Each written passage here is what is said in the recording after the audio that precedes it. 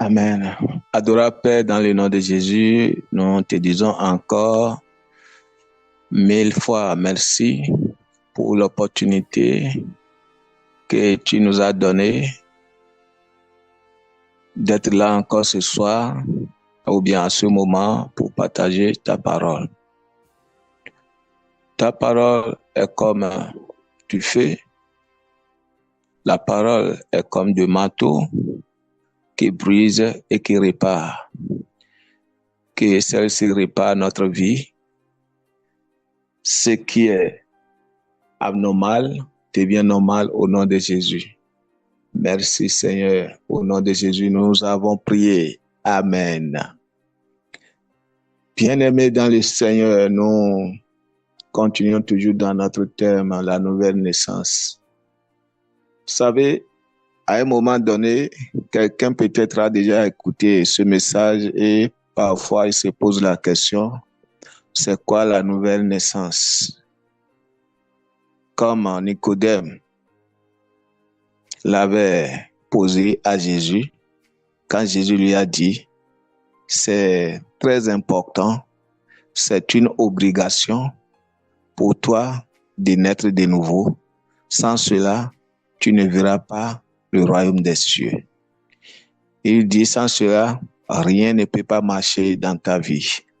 Il lui dit, cela veut dire quoi, bien-aimé dans le Seigneur?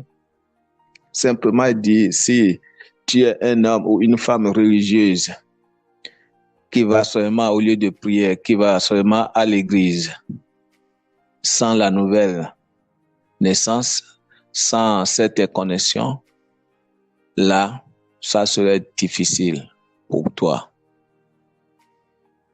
Parce que Nicodème et ses groupes, ils ont remarqué quelque chose dans la vie de Jésus et ses siens. Et ces choses qu'ils ont remarquées n'étaient pas avec eux. Malgré qu'ils sont des hommes religieux, même des maîtres qui enseignent dans les synagogues, dans les lieux de culte, ça ne va pas. Ils le font malgré eux. Ils prient malgré eux. Bien-aimé, tu ne dois pas faire l'œuvre de Dieu, bien, tu ne dois pas être chrétien ou bien être à l'église malgré toi. Dans l'église ou bien dans la présence de Dieu, c'est toujours la joie. Et ce qui donne cette joie, c'est le Saint-Esprit. Et si nous ne sommes pas vraiment nés de nouveau, nous ne pourrons pas avoir cet Esprit de Dieu qui donne la joie. Et à tout moment, nous avons un esprit amer. Et on est toujours dans la colère.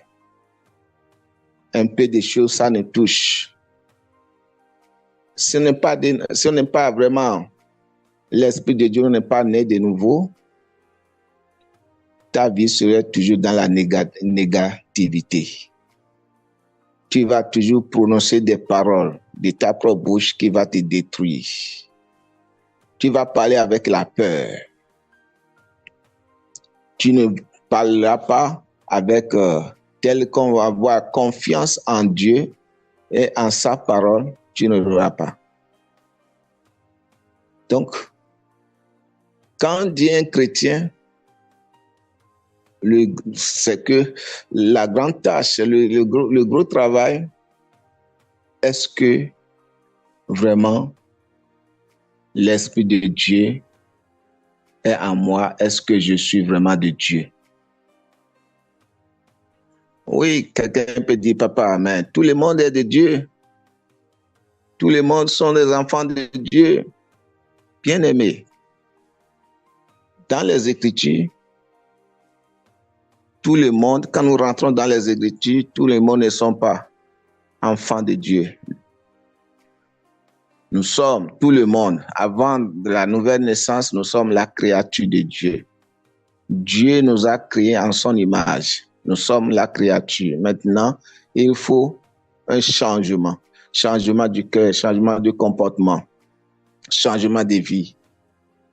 Et laisser la vie du monde.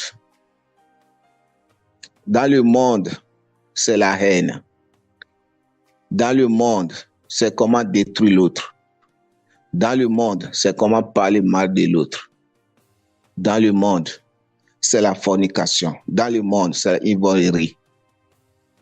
Aller dans des ghettos, aller dans des buvettes, bu, et parfois même tomber sur la voie et à des moments donnés même,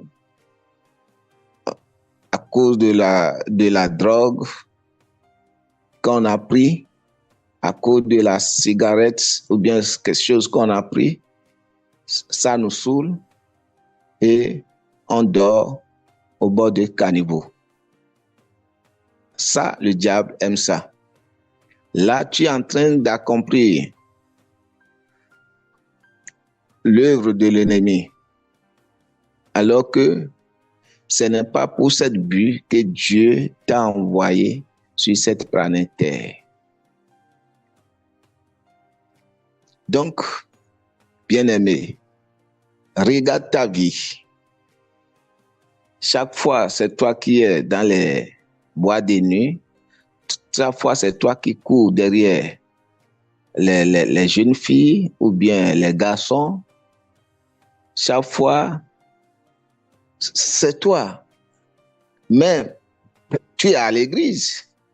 Quand on dit venons à l'église, tu es à l'église, tu pries. Mais qu'est-ce que la prière que tu fais, qu'est-ce que cela t'apporte? La parole de Dieu, si tu l'écoutes vraiment, est-ce que tu l'amènes en pratique? Qu'est-ce que cela te donne? Et à des moments donnés, les gens disent, je vais à l'église, mais rien ne marche dans ma vie. Je prie, mais je ne vois pas l'effet de la prière. Ma vie est toujours le même. Bien-aimé, c'est faux. Tu vas à l'église, c'est pas ça qui change la vie. Mais il faut aller à l'église. L'église est une institution de Dieu. C'est une école où, à travers le pasteur, à travers le prophète, l'enseignant, le Saint-Esprit, à travers eux, va t'instruire à ce que tu dois faire. C'est ça. Et c'est très important. Sans cela, tu n'auras jamais la joie. Vous savez, David dit, je suis dans la joie quand on me dit, allons dans la maison de l'Éternel.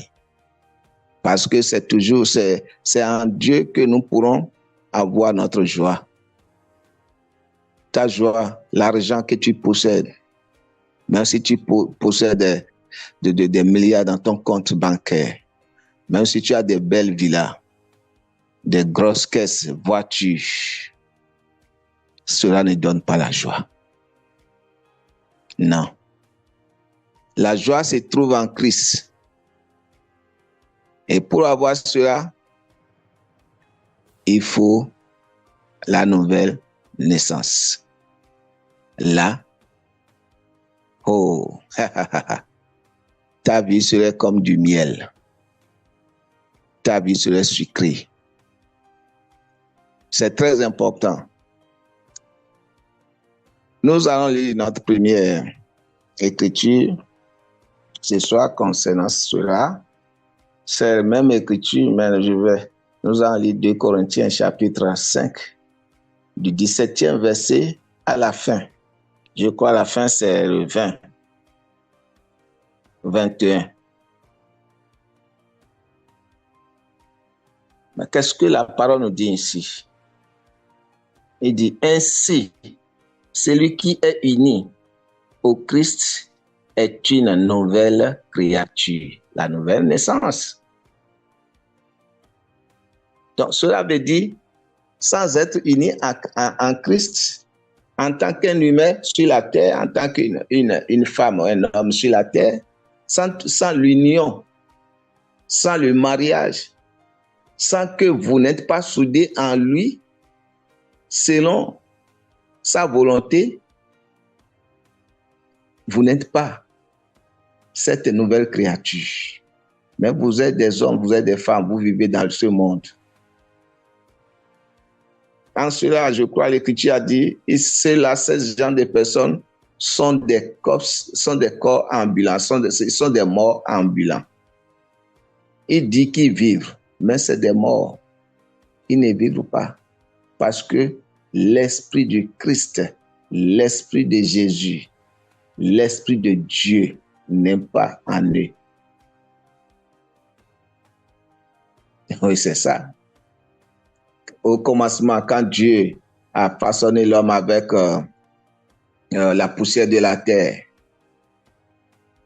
il a fait le corps, il a mis le bras, les yeux, tout ce qu'il faut, etc. Mais la Bible dit, mais cela ne bouge pas.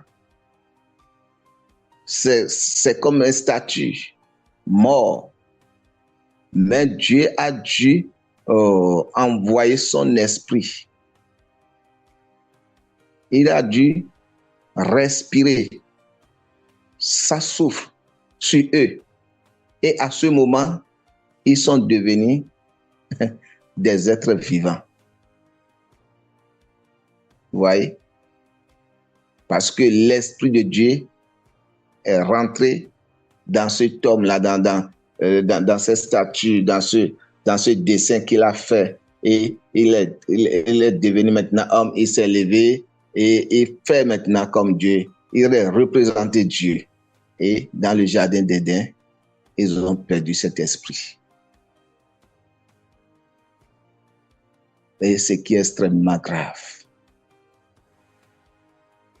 Et ainsi, Christ, la parole nous dit, si quelqu'un est uni en Christ, qu'est-ce qui va nous unir en Christ? Bien aimé, impérativement, il nous faut vraiment nous plonger dans la parole de vie. Nous plonger dans cette parole, manger cette parole, boire cette parole. C'est que prenez cette parole comme un pain pour que cela nous couvre à chaque instant. Rêvez cette parole. Se conformer selon la parole. Lorsque vous vous êtes conformé selon la parole, les choses anciennes passeront. Vous voyez? On continue. Il dit, si quelqu'un est venu en Christ, il est une nouvelle créature. Ce qui est ancien a disparu. Pour que l'ancien disparaisse, il faut vraiment unir à la parole. C'est l'ancien, c'est le nouveau. Cela veut dire la nouvelle esprit de Dieu qui est maintenant en toi. C'est ça qui est notre maître, notre guide. Toi qui aimais courir dans les boîtes de nuit, toi qui aimais les choses qui ne correspondent pas avec la parole, le Saint-Esprit, l'Esprit de Dieu qui est en toi, te retire dans ce milieu. Il te parle. Tu deviens conscient maintenant. Parce qu'avant, tu n'étais pas conscient de ce que tu fais.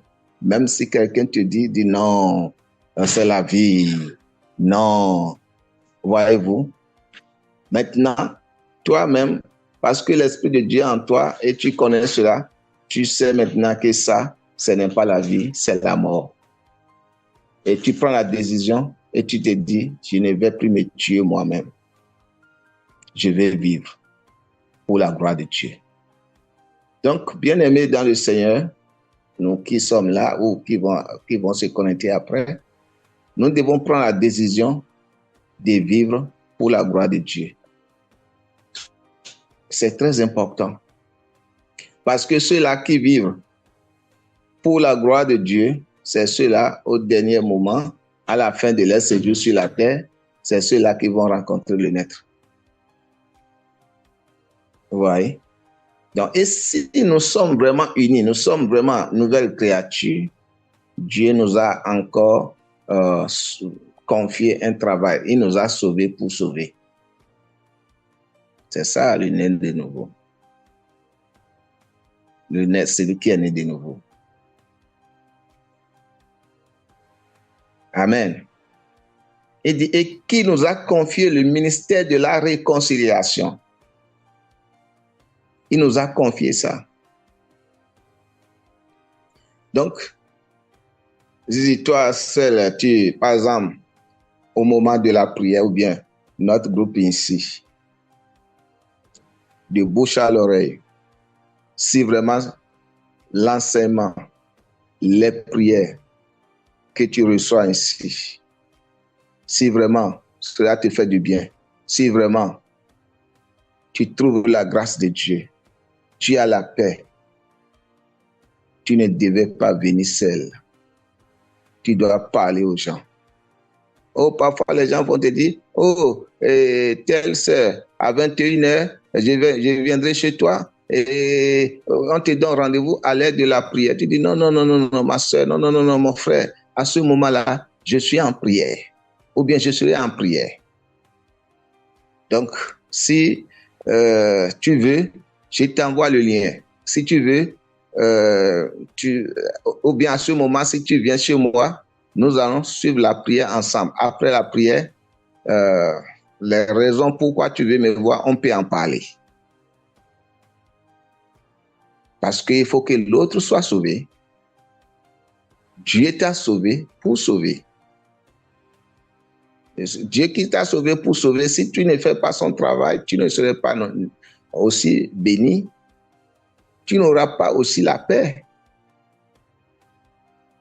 Des gens, beaucoup disent, oh Seigneur, vraiment, je veux la paix dans mon foyer, je veux la paix, je veux. Tu veux la bénédiction et le peu que Dieu te donne dans sa parole. Comment tu gères ça? Est-ce que tu es conscient que tu es une bénédiction pour les autres?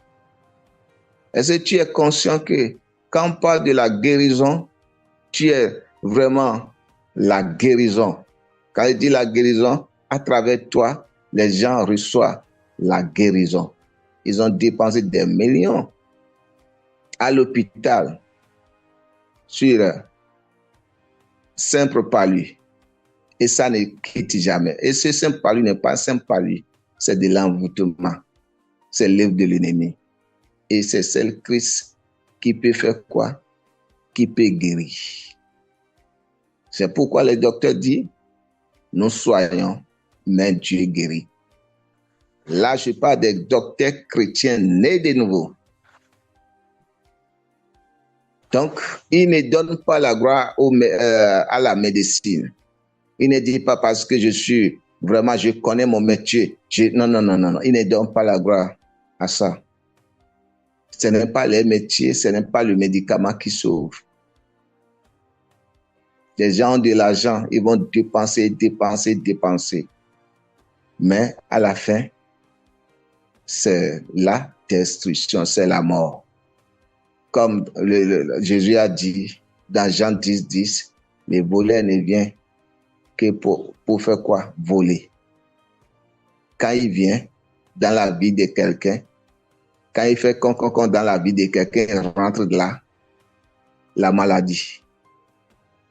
Un peu de temps à l'hôpital. Le peu d'argent qu'il a en réserve pour prendre soin de sa famille, il commence par dépenser cela à l'hôpital. Il faut quelqu'un qui est né de nouveau. Il faut quelqu'un qui connaît Christ. Il faut quelqu'un qui connaît le pouvoir de la guérison. Il faut quelqu'un qui sait que c'est Dieu. Il faut celui-là, un évangile, bien un prophète, ou bien un pasteur, ou bien un simple frère de l'église qui a la parole de Dieu pour dire, acte. Mon frère, je vais prier pour toi. Ma sœur, je vais prier pour toi. Et en priant pour l'intéresser, le diable va fuir. Le diable qui le maintient dans cet état de la maladie va quitter. Pourquoi? Son âme, son corps qui a été touché, son âme qui a été touchée, son esprit qui a été touché par ce démon d'infirmité va relâcher la personne. Celui-là ne serait plus dans la prison de la maladie, bien de problèmes dont il vit. Bien aimé, c'est ça, c'est de ça qu'il s'agit. Nous ne sommes pas chrétiens seulement dit bénis-moi, bénis-moi, bénis-moi. Oui, nous sommes déjà bénédiction. Je suis béni. Tu es béni. Quand tu es uni en Christ, tu es bénédiction debout. Sans dire prier, dis Seigneur, bénis-moi. Bien-aimé, le Seigneur te bénit déjà. Il t'ouvre les portes. Les portes que des gens disent, est-ce que cela peut être possible dans ta vie? Est-ce que cela peut être possible? Est-ce que c'est le mariage? Est-ce que c'est pour avoir d'enfants? Quelle porte? Ça s'ouvre automatiquement. Pourquoi? Parce que tu es dans sa volonté.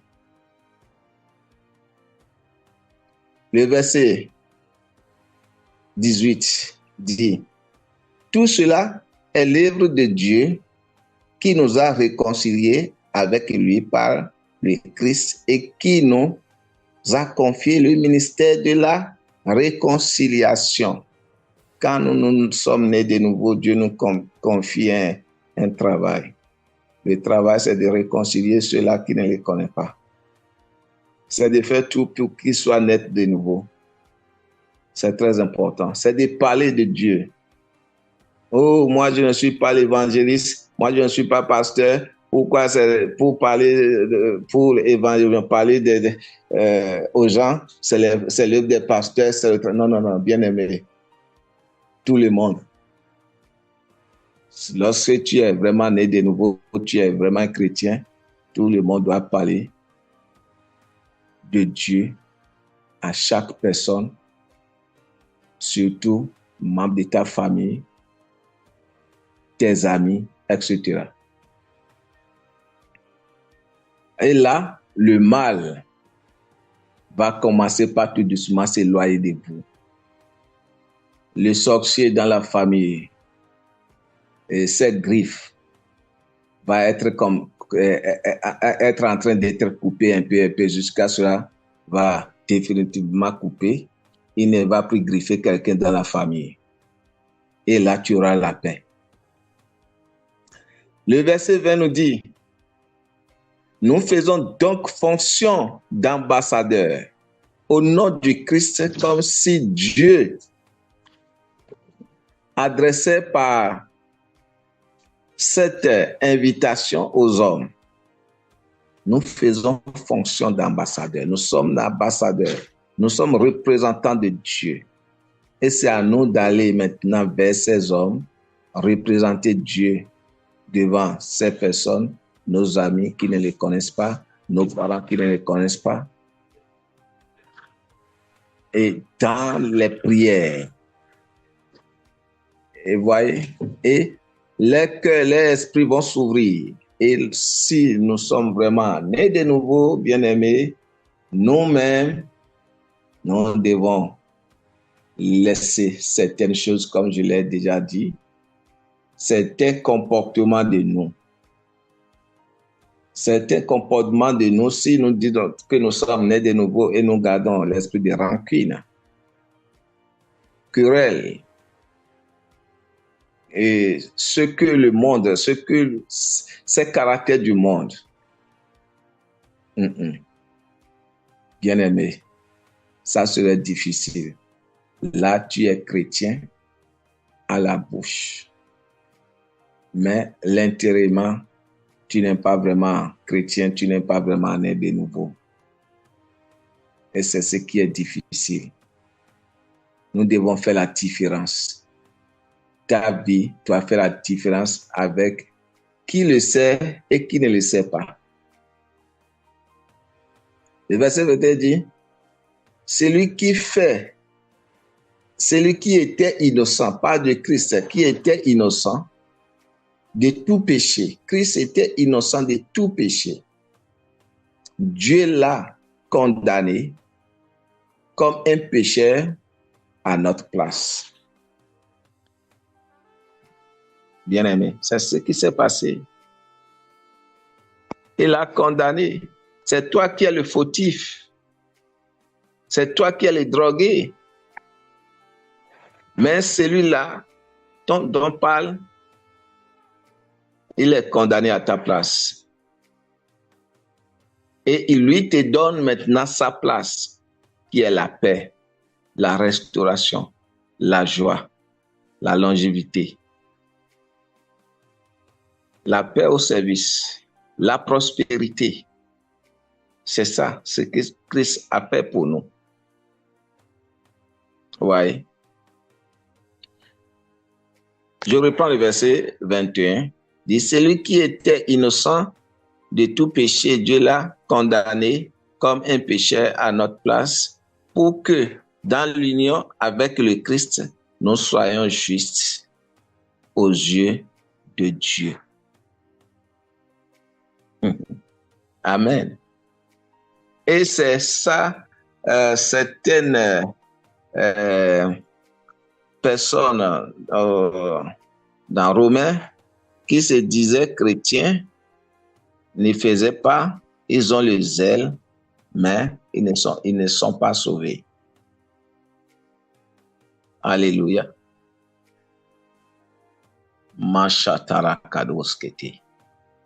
Amen.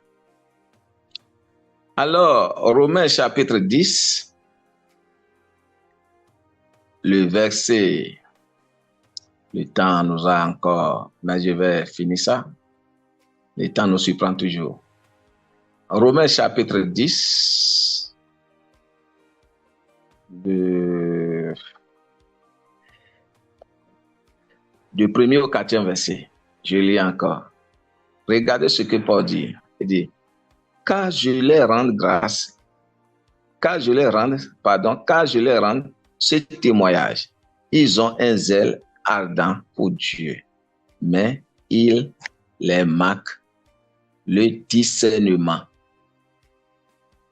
En méconnaissant la manière dont Dieu déclare les hommes justes et en cherchant à être déclarés justes par leurs propres moyens. Vous voyez, il s'est dit, non, j'ai l'argent. L'argent n'achète pas le royaume des cieux. L'argent n'est pas le passeport pour le royaume. Non, bien aimé, non. Non, ce n'est pas ce que tu possèdes, ce n'est pas tes faits, non. Et c'est ce que ceux-ci disent. Ils sont remplis d'orgueil. L'orgueil, ça détruit, bien aimé dans le Seigneur. Et il dit, ils ne se sont pas soumis à Dieu. Ils se disent enfants de Dieu, mais ils ne se sont pas soumis à Dieu en acceptant le moyen par lequel il nous déclare justes. Ils sont orgueilleux, bien-aimés. Cessez d'être orgueilleux. Cessez d'être orgueilleux.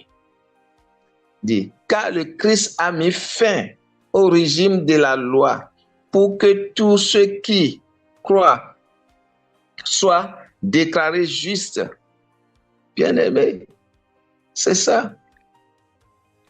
Nous ne devons pas vivre maintenant sous la loi. Nous sommes sauvés par la grâce, par sa grâce. Qu'est-ce que tu as fait pour avoir la vie sauve, pour avoir la paix? Qu'est-ce que tu as fait pour avoir la restauration, la guérison? Tu n'as rien fait. À cause de temps, nous allons encore s'arrêter ici. Adorable Père, dans le nom puissant de Jésus, je te rends grâce de ce que tu nous enseignes toujours sur cette nouvelle naissance.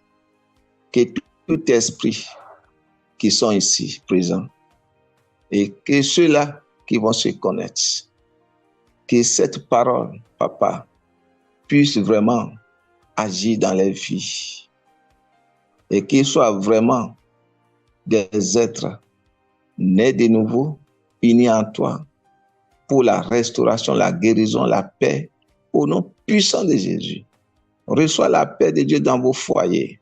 Reçois la paix de Dieu dans votre vie. Reçois la guérison au nom puissant de Jésus. Reçois l'esprit de prospérité. Que Dieu vous bénisse et à la prochaine.